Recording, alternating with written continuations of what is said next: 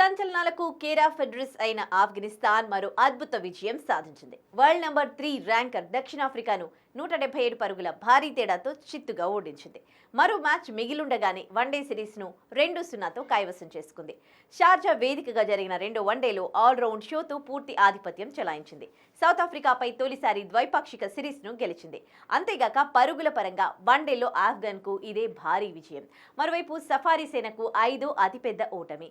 ఈ మ్యాచ్లో మొదట బ్యాటింగ్ చేసిన ఆఫ్ఘనిస్తాన్ నిర్ణీత 50 ఓవర్లలో 4 వికెట్లకు 311 పరుగులు చేసింది.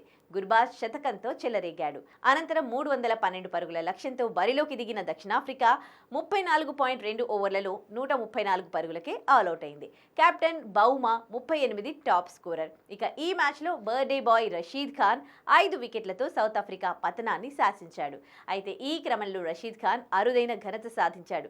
వన్డే చరిత్రలో తమ పుట్టినరోజున 5 వికెట్లు పడగొట్టిన తొలి ప్లేయర్గా, అత్యధిక వికెట్లు సాధించిన బౌలర్గా రషీద్ ఖాన్ చరిత్రకెక్కాడు. బర్త్డే రోజు అత్యుత్తమ ప్రదర్శన చేసిన బౌలర్ల జాబితాలో రషీద్ ఖాన్ తర్వాతి స్థానాల్లో దక్షిణాఫ్రికా player Vernon Philander, England pacer Stuart Broad ఉన్నారు. 2007లో ఐర్లాండ్తో జరిగిన మ్యాచ్లో ఫిలాండర్ 4 వికెట్లు తీశాడు. 2010లో ఆస్ట్రేలియాపై బ్రాడ్ కూడా 4 వికెట్లు పడగొట్టాడు.